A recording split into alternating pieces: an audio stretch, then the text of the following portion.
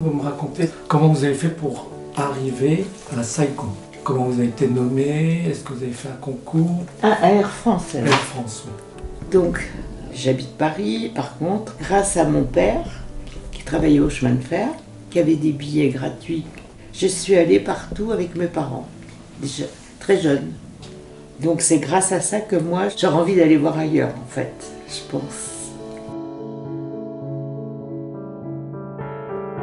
Huguette, donc vous avez fait votre scolarité dans le 12e. À Paris 12, oui, c'est marrant. Et après, vous avez donc réussi le concours pour rentrer à France, c'est ça? Alors, quand les personnes ont 10 ans, vers de 10-12 ans, 12-13 ans, on va, en fonction de leurs notes, ils vont aller dans des lycées pour continuer les études vers le bac. Et moi, je serai orientée vers un cours complémentaire commercial.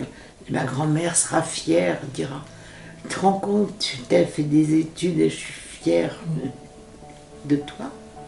Donc après, avec ce diplôme, je vais aller au ministère de la Reconstruction et du Logement à Paris. Et là, il faut taper des trucs, Ah oui, il faut être bon en sténo. Donc je tape mal à la machine, je fais des fautes tout le temps, ça me plaît pas.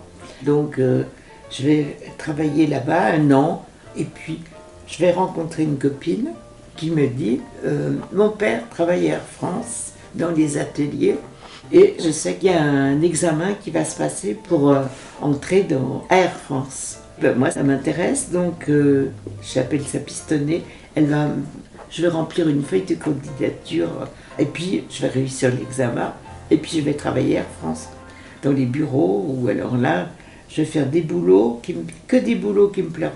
Et quand vous êtes parti au Vietnam, c'est vous qui avez demandé à partir au Vietnam? Alors, donc, je suis dans un des services qui s'appelle l'hôtellerie, et je rencontre un garçon qui travaille là-bas. Donc, on se côtoie beaucoup, et je vais tomber amoureuse, mais il est marié. Mais bon, je vais tomber amoureuse de lui, et puis lui de moi. Évidemment, il va essayer de divorcer, mais ça va demander plus d'1 an. Et il va être muté à Tananarive, à Madagascar, pour 2 mois.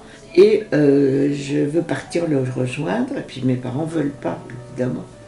À 20 ans, ils veulent pas.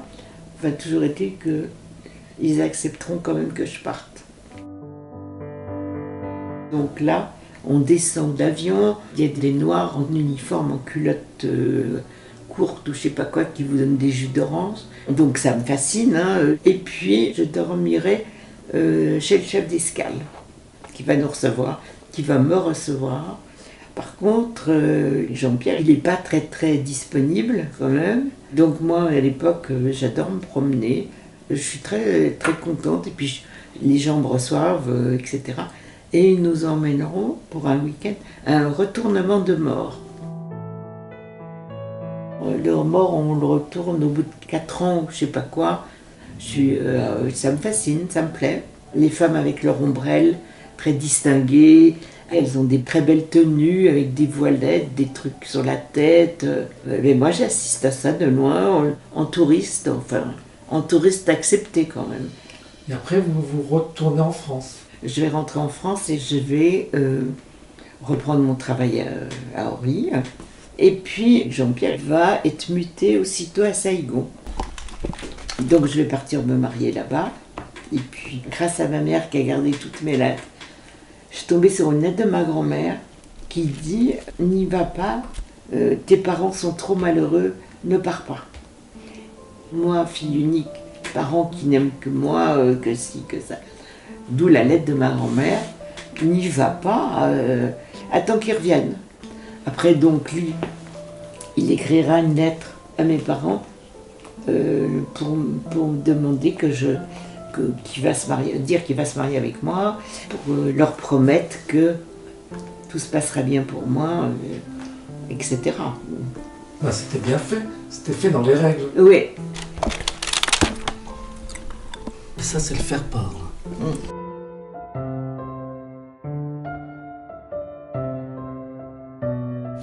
On s'est marié en 19, ils mettent 20 septembre 1959.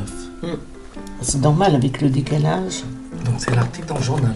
Et puis quand on vient de se marier. Les 4 témoins. Mon mari, après, au bout d'1 mois de mariage, il doit partir en mission à Tokyo et puis rentrer à Paris et puis repartir. Donc je suis Tokyo, je suis contente. Donc c'est pareil, il est très pris tout le temps. Et moi je me baladais dans Tokyo toute seule. Je prends le métro. Donc je vais apprendre les stations par cœur.